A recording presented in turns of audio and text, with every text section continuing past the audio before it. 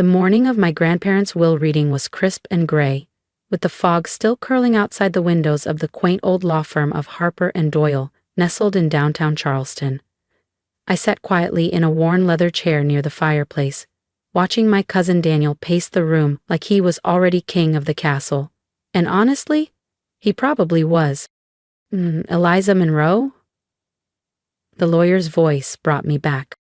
I nodded. I was 35 and bracing myself to hear, officially, how little I mattered to the people who raised me. After all, Daniel was always the golden boy. Mr. Doyle, a small man with tired eyes, cleared his throat. To our grandson Daniel, for his unwavering loyalty to the Monroe family legacy, the list began. A beachfront property on Sullivan's Island, the antique car collection, majority ownership in Monroe Shipping, a trust fund that would make anyone's head spin. Daniel flashed a smug smile in my direction. And to our granddaughter Eliza, Mr. Doyle hesitated, we leave the oil painting Whispers of Ashwood, currently hanging in the library. Silence. Daniel chuckled under his breath. A painting? I asked, barely audible. That's all? It was your grandmother's favorite, Mr. Doyle said gently. Daniel came over, clapping a heavy hand on my shoulder. Hey, maybe we can find you a spot in the dockyard offices. You'd like that, right? I stood, shaking him off. The Monroe fortune, built over a century, was now entirely his.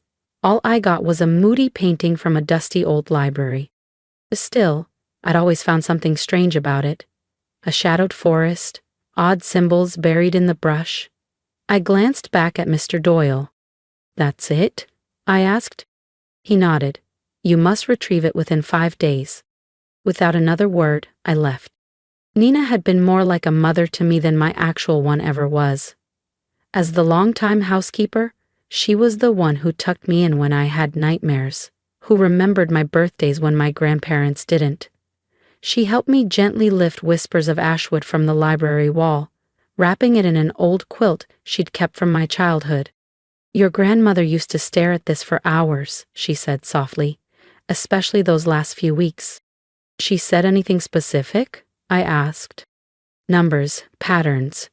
We all thought the illness was getting to her. I looked closer. In the dim light of the library, the geometric shapes in the painting seemed to hum with life, lines shifting, angles morphing the longer I stared. Were there numbers hidden in the brush? Nina nodded, her fingertips lightly tracing a triangle nestled among painted branches. She'd follow these shapes with her fingers, over and over. Mr. Monroe hated it, said it was nonsense.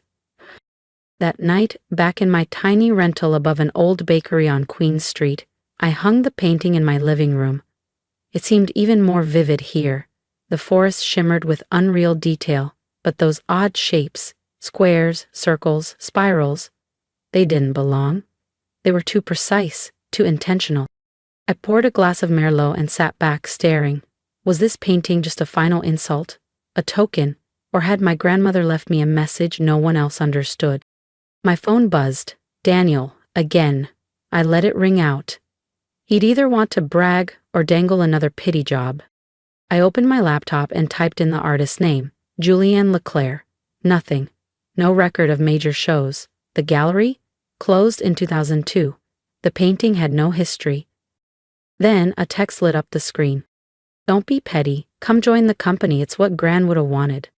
I laughed. What she wanted was for me to fit into their world. But I chose art, restoration, truth. And now, staring at the painting, something clicked. Those shapes. They weren't random. They were a cipher, and someone didn't want me to see it. A knock rattled the door. It was almost 1 a.m. Who would be knocking at this hour? I crept toward the door and peeked through the peephole. Daniel. His usually polished hair was a mess. His tie loosened like he'd yanked it off mid-breakdown. Eliza, he called out, voice muffled by the door. Open up. We need to talk about the painting.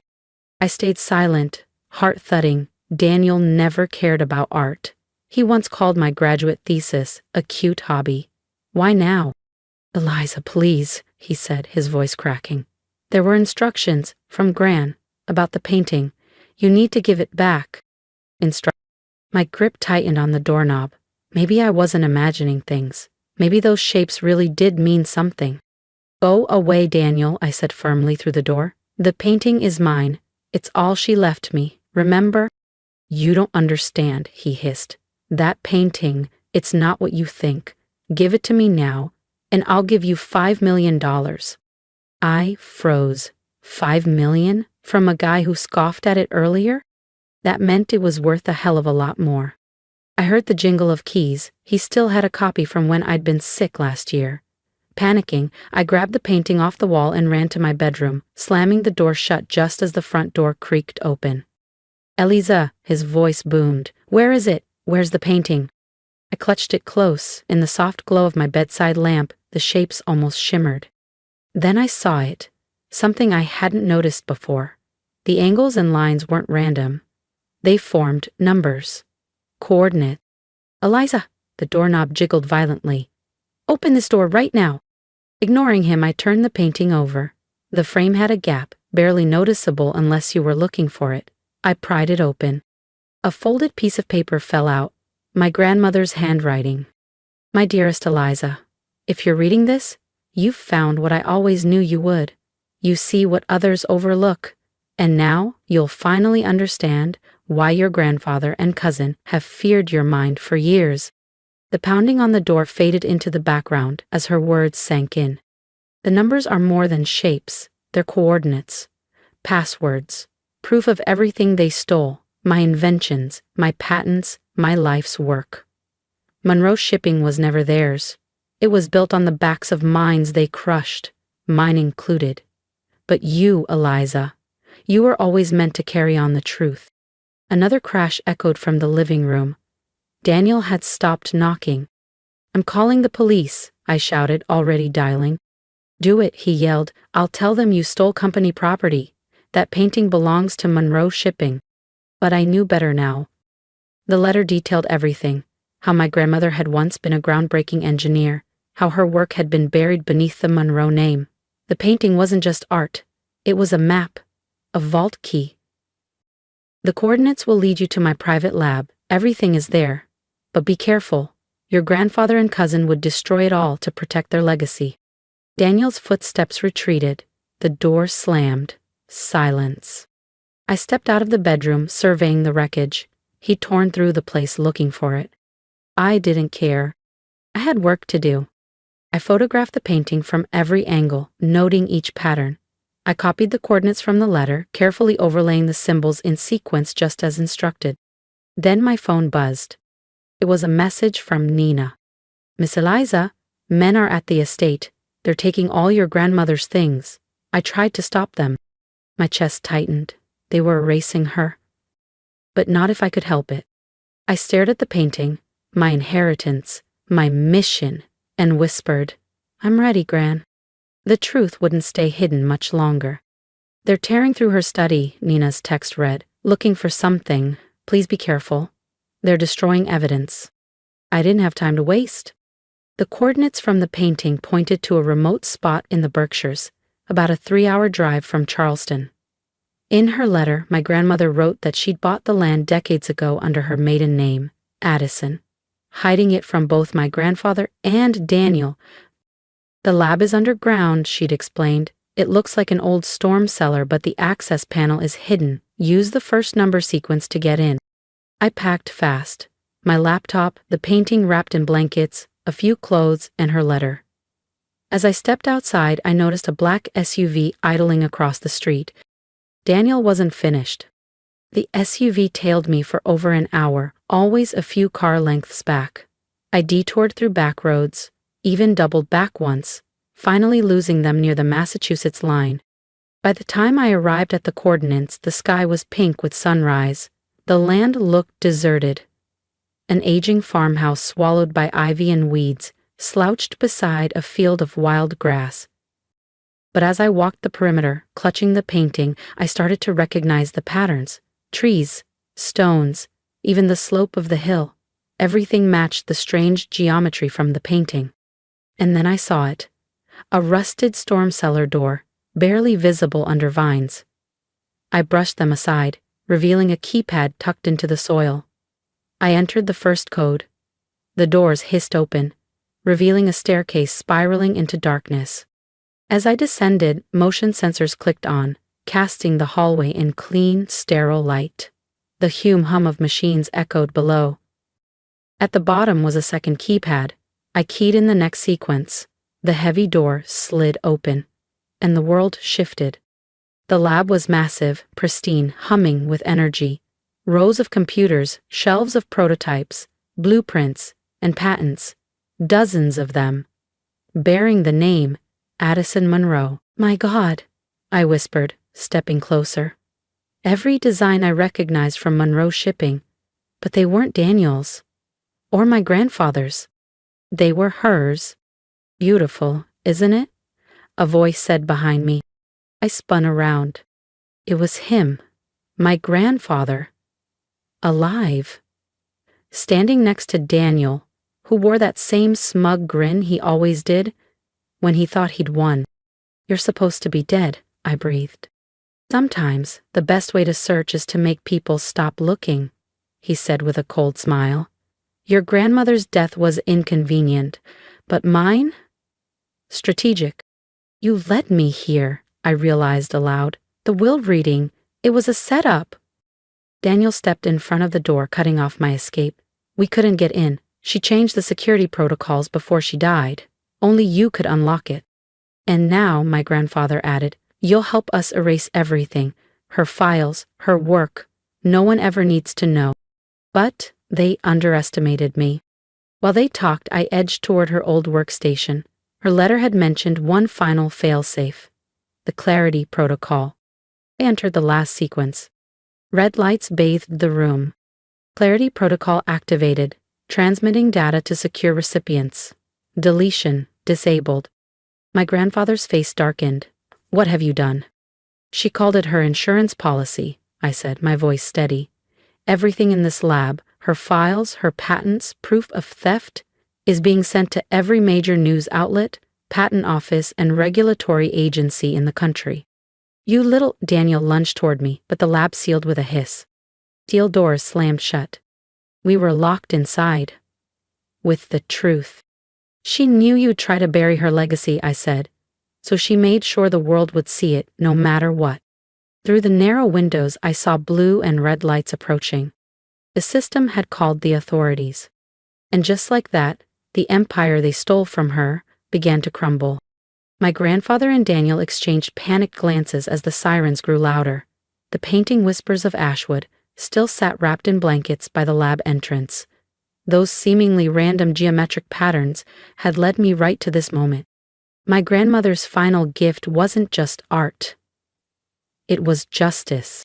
And as I watched their faces crack under the weight of incoming consequences, I smiled. This was only the beginning. The real story of Monroe shipping was about to be told, and this time, no one could bury the truth. The next 48 hours passed in a blur of police interviews, emergency board meetings, and an avalanche of media coverage. From my hotel room in the Berkshires, I watched it unfold.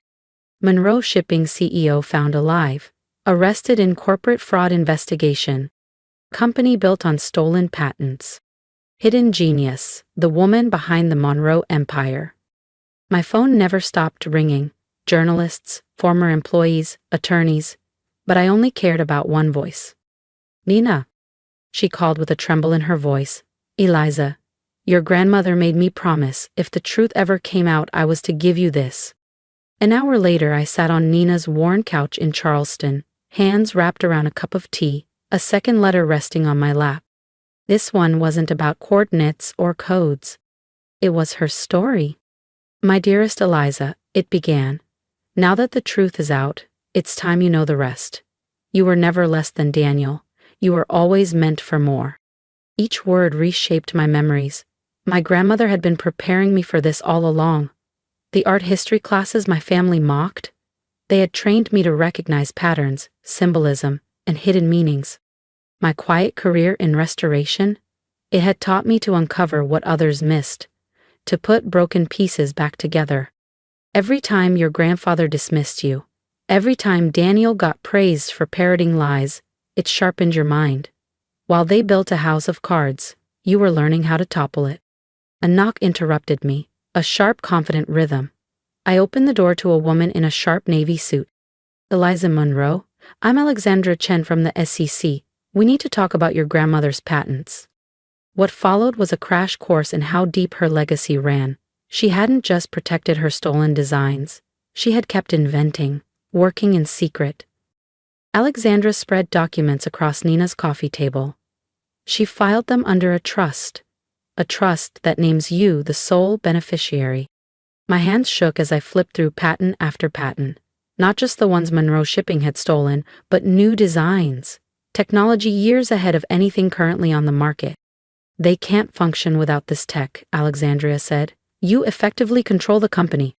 While my grandfather and Daniel sat in a holding cell, I walked into Monroe Shipping's downtown Charleston headquarters the next morning, not as the overlooked niece, but as its new owner. The board, desperate to avoid collapse, had no choice. My terms were clear. That afternoon I stood alone in my grandfather's former office, surrounded by decades of theft masquerading as legacy. Behind a faded painting of a clipper ship I found a safe. The combination? The final sequence from Whispers of Ashwood. Inside was a diary. Page after page of stolen brilliance, betrayal, and names. Dozens of them. People like my grandmother, erased from history. A month later, I stood on stage at a press conference.